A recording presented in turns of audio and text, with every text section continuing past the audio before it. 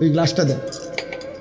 নবী সাল্লাল্লাহু আলাইহি সাল্লাম এরকম গ্লাসে যখন পানি পান করতেন তো 3 ঢোকে মানে 3 নিঃশ্বাসে পানি পান করতেন। প্রতিটা নিঃশ্বাস তিনি এই গ্লাসের ভিতরে ফেলতেন না, বাহিরে নিঃশ্বাস ফেলতেন। লা ইয়াতানাফাসু ফিল ইনা, নবীজি পাত্রে গ্লাসে নিঃশ্বাস ফেলতেন না। আচ্ছা তাহলে এখন আমি কি বুঝলাম? আমি বুঝলাম এটা যে নিঃশ্বাসটা আমি কেমনে ফেলমু এইটা পর্যন্ত আমার রাসূলের সুন্নাত, এখানে পর্যন্ত আমার নবীর অনুসরণ আমার জন্য সুন্নাত, আমার জন্য দরকার। এই জন্য এই ছোট্ট বিষয় একেবারে নিঃশ্বাসটা পর্যন্ত জীবনের সব কিছুর থেকে আল্লাহ নবীর থেকে নিদর্শন নেওয়া, দিক নির্দেশনা নেওয়া, এটা আমাদের দায়িত্ব। তাহলে এই মেরাজের এই ঘটনা আমি তো এক কথায় বললাম, ছোট্ট কথা, আপনারাও শুনছেন, আপনারা জানেনও, আমাদের জন্য শিক্ষা কি, আমরা কি নিলাম? অনেক কথা, আমি শুধু মোটা দাগের 2টা কথা বলতে চাই। 1 নাম্বার কথা হলো আল্লাহ তাআলা নবী সাল্লাল্লাহু আলাইহি সাল্লামকে যেই প্রেক্ষাপটে মেরাজে নিছেন ওই কথাটা বুঝাটা হলো এই, আমাদের প্রিয় নবী সাল্লাল্লাহু আলাইহি সাল্লাম কেন আল্লাহ ওনাকে মেরাজে নিলেন, এত মর্যাদা কেন দিলেন? আমাদের নবী সাল্লাল্লাহু আলাইহি সাল্লাম 40 বছর বয়সে যখন ইসলামের দাওয়াত শুরু করলেন, এই সেদিন থেকে বিরোধিতা শুরু হয়েছে। প্রথম দিনেই কি করছে? বিরোধিতা করছে। আবু লাহাব নবীজিকে মন্দ বলছে, এই বিরোধিতার সূচনাকারী। এরপরে একটানা 10 বছর 40 থেকে 50 নবীজির এই 10টি বছর মক্কার জমিনে দিবানিশি কালেমার দাওয়াত দিছেন। আর এই মক্কার কুরাইশরা, কাফেররা প্রতিনিয়ত আমাদের নবী সাল্লাল্লাহু আলাইহি সাল্লামের বিরোধিতা করছেন, ওনার বিরুদ্ধে ষড়যন্ত্র করছেন, ওনাকে অকথ্য গালিগালাজ, শারীরিক নির্যাতন, ওনার সাহাবীদের উপরে জুলুম নির্যাতন প্রতি কদম কদম বাধাগ্রস্ত করছেন। নবী সাল্লাল্লাহু আলাইহি সাল্লাম একদিনের জন্য থামেন নাই। তিনি তার মিশন, আমি সংক্ষেপে বলতেছি, কাজ করে গেছেন। 10ম বছর আইসা নবুয়তের 10তম বছর, মানে নবীজির বয়স তখন 50। 40 বছর বয়সে শুরু করিলে তো 10 বছর পরে কত? কথা বলেন। এই 50তম বছরে নবীজি সাল্লাল্লাহু আলাইহি সাল্লামের 2 জন আপনজন ইন্তেকাল করছে। একজন হলো চাচা আবু তালেব, আরেকজন হলো নবীজির স্ত্রী আম্মাজান খাদিজা রাদিয়াল্লাহু তাআলা আনহা। এই 2 জনের ইন্তেকালের পরে নবী সাল্লাল্লাহু আলাইহি ওয়াসাল্লামের উপর মক্কার কুরাইশ কাফেরদের জুলুম, নির্যাতন, অত্যাচার আগের চাইতে 10 গুণ বেড়ে গেছে। এইবার আল্লাহর নবী সাল্লাল্লাহু আলাইহি সাল্লাম 11তম বছর, নবীজির বয়স তখন 51। এই 11তম বছরের শেষে আল্লাহর নবী সাল্লাল্লাহু আলাইহি সাল্লাম পার্শ্ববর্তী তায়েফ, এই তায়েফে গেছেন নবীজির পালক পুত্র যায়েদ ইবনে হারেসা রাদিয়াল্লাহু তাআলা আনহুকে সাথে নিয়ে তায়েফে গেছেন কালেমার দাওয়াত দিতে। এখানে বেশি কষ্ট হচ্ছে, বেশি বিরোধিতা করতেছে, এই জন্য ভাবলেন তায়েফে গিয়ে দেখি। তায়েফে আল্লাহর নবী সাল্লাল্লাহু আলাইহি সাল্লাম লম্বা সময় কালেমার দাওয়াত দিছেন, কিন্তু বিনিময়ে একটি লোকও তায়েফের কালেমা গ্রহণ করেনি, বরং প্রত্যেকে দূর দূর করে নবী সাল্লাল্লাহু আলাইহি সাল্লামকে তাড়ায় দিছেন। নাউযুবিল্লাহ। শেষ পর্যন্ত তায়েফের সর্দাররা তাদের বাচ্চা কাচ্চাদেরকে লাগায় দিছে। নাউযুবিল্লাহ, এই লোকটা পাগল, যত পারো পাথর মেরে তারে আমাদের তায়েফের সীমানার থেকে বের করে দাও। ছেলেরা অঝরে পাথর মারছে, পাথর মারতে মারতে আল্লাহর নবী সাল্লাল্লাহু আলাইহি সাল্লাম পাথরের আঘাতে রক্তাক্ত হয়ে তায়েফের ময়দান থেকে বের হয়ে গেছেন। তায়েফের সীমানার থেকে যখন বের হইছে, এত বেশি পাথরের আঘাত, আল্লাহর কসম বাফ, আল্লাহর নবী সাল্লাল্লাহু আলাইহি সাল্লাম হযরত যায়েদ বলেন, নবীজির পবিত্র জুতা মুবারক এবং পায়ের তালু রক্তে জমাট বাইদা এভাবে আটকায় গেছে যে আমি জুতা খুলতে পারতেছিলাম না। হযরত যায়েদ বলেন, আমি আমার শরীরের মধ্যে নবীকে জড়ায়া ধইরা নবীজির রক্ত মুবারক আমার গায়ে মাখতে লাগলাম, আর আমি চোখের পানি ফেলতেছিলাম যে ইয়া রাসূলুল্লাহ, ওই জাতির কি হবে যে জাতি তাদের নবীকে এইভাবে রক্ত ঝরিয়েছে, এইভাবে রক্ত ঝরিয়েছে।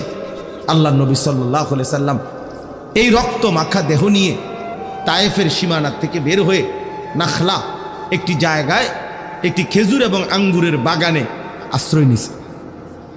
এইখানে আশ্রয় নিয়া আল্লাহ নবী সাল্লাল্লাহু আলাইহি ওয়াসাল্লাম যখন রক্ত মাখাই দেহ নিয়ে বসছেন, তখন নবী সাল্লাল্লাহু আলাইহি ওয়াসাল্লাম রাত্রি গভীরে ওই দিন এই রক্তাক্ত দেহ শরীর নিয়ে রাত্রিবেলা খুব কাঁদছেন নবীজি।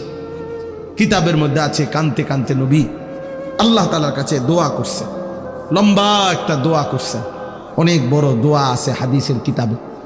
এই দোয়ার মধ্যে একটা কথা আছে, আল্লাহ নবী সাল্লাল্লাহু আলাইহি সাল্লাম চোখের পানি ফেলতে ফেলতে মনের আবেগে আল্লাহ পাককে বললেন, ইলা মান তাকিলনি, আয় মাওলা কার কাছে আমারে পাঠাইলেন, কার কাছে পাঠাইলেন? এ কেমন উম্মতের কাছে পাঠাইলেন যে তাদের নবীকে এইভাবে পাথর মারে? আমি তাদেরকে আপনার দিকে ডাকলাম আর তারা আমারে এইভাবে পাথর মারলো, এইভাবে পাথর মারলো। আল্লাহ নবী সাল্লাল্লাহু আলাইহি সাল্লাম বললেন, মাওলা আমারে কি কোনো অপরিচিত লোকদের কাছে পাঠাইলেন, আমার উম্মতের কাছে না নাকি অন্যের কাছে পাঠাইলেন? আবার বললেন, মাওলা আমারে কি কোনো দুশমনের কাছে পাঠাইলেন, যাদের উপরে আমার কোনো ক্ষমতাই কার্যকর হলো না, আমার কোনো কথাই প্রভাব ফেললো না? এরকম অনেক কথা বলছেন নবীজি, লম্বা মনের আবেগ এগুলো বলছে। মজার একটা কথা শুনেন, আমার এটা বলার উদ্দেশ্য হলো শিক্ষণীয় একটা বিষয় আমাদের জন্য, যে এই কথাগুলো বলে, ওই যে আমি একটা কথা বলছি যে আমরা বলেই যাব, আল্লাহর কথা বলেই যাব, আমরা বিদআতের বিরুদ্ধে বলেই যাব, আমরা গুমরাহির বিরুদ্ধে বলেই যাব। এই যে একটা কথা আছে, এইখানে নবীজি একটা কথা বলছে রাত্রি গভীরে, মাওলা আমি আপনার কাছে আমার মনের আবেগে এগুলো বললাম, তবে আমার একটা কথা মাওলা, আপনার কাছে আমি শুধু এতটুকু আবদার করি, ইনলাম তাকুন আলাইয়া গাদাবুন ফালা উবালি। এই কথাইটা নবী বলছে, আয় মাওলা শুধু এতটুকু বলেন যে আপনি আমার উপরে নারাজ হন নাই, আপনি আমার উপরে রাগ করেন নাই। যদি বলেন আপনি নারাজ না, ফালা উবালি, অতএব আমি আর কোনো কিছুতে পরোয়া করি না। এবার আমার পক্ষে কে বিপক্ষে কে, গ্রহণ করলো কয়জন, বিরোধিতা করলো কয়জন, পাথর মারলো কয়জন, আদর করলো কয়জন, এটা আর আমার দেখার বিষয় না। আমার দেখার বিষয় হলো আপনি অসন্তুষ্ট কিনা। যদি বলেন আপনি অসন্তুষ্ট না, ফালা উবালি, আমি আর কোনো পরোয়া করি না।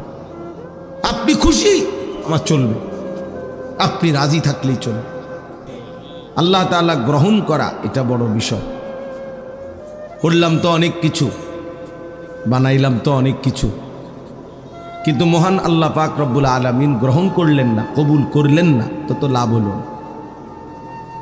এই জন্য কোরআনুল কারীমের মধ্যে আছে হযরত ইব্রাহিম আলাইহিস সালাম এবং তার ছেলে ইসমাঈল, ওনারা দুইজনে মিলে আল্লাহর হুকুমে কাবা ঘর, আল্লাহর ঘর কাবা যখন পুনর্নির্মাণ করলেন, ওয়া ইদ ইয়ারফাউ ইব্রাহিমুল কাওয়াইদা মিনাল বাইতি ওয়া ইসমাঈল, আল্লাহ তাআলা নিজেই সেটা বর্ণনা করছেন।